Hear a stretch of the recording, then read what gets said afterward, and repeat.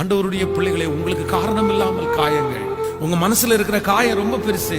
அந்த காயத்துக்கு நீங்க ஒரு தப்புமே நீங்க பண்ணல. நீங்க ஒரு நிரபராதி, நீங்க நல்லவங்க, நீங்க மனசறிஞ்சு யாருக்குமே எந்த தீங்கும் செய்யாத ஒரு நபர்.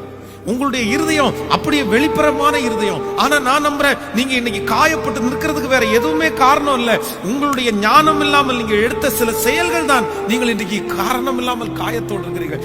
கடந்த நாட்களில் ஒரு வாலிப தம்பி எனக்கு அவர் போன் பண்ணினார். நான் தற்கொலை பண்ணிக்கணும் போல தோணுது. நான் ரொம்ப ஒரு 6 வருஷமா ஒரு பொண்ணை நேசித்தேன். திடீர்னு அந்த பொண்ணு இப்ப போன் எடுக்கல, என்கிட்ட பேச மாட்டேங்கிறான். பேசும்போதே அப்படியே போன்ல கேட்கிற கண்ணீர் விட்டு அழுறாரு. கொஞ்ச நேரம் எல்லாத்தையுமே நான் கேட்டுட்டேன். நான் சொல்றதை நீ கேட்பியாமா அப்படின்னு கேட்டேன். ஆனா சொல்லுங்க, நீங்க என்ன சொன்னா நான் கேட்கிறானே அப்படின்னு.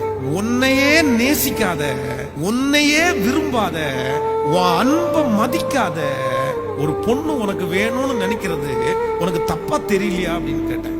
அவங்க உன்னை பார்த்து இவனை மிஸ் பண்ணிட்டோமேன்ற அளவுக்கு நீ வாழணும் இல்ல. ஆண்டவருடைய துணையோடு பேசி முடிச்சிட்டேன்.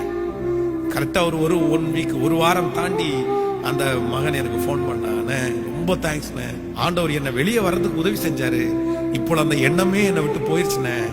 அப்போ நான் ஆண்டவருடைய சமூகத்துல நம்புறேன், ஆண்டவருடைய பிள்ளையே, இதுக்கு எல்லாத்துக்கும் என்ன தேவை அப்படின்னா, ஆண்டவரே எனக்கு ஒரு ஞானமுள்ள ஒரு இருதயம் எனக்கு தேவை.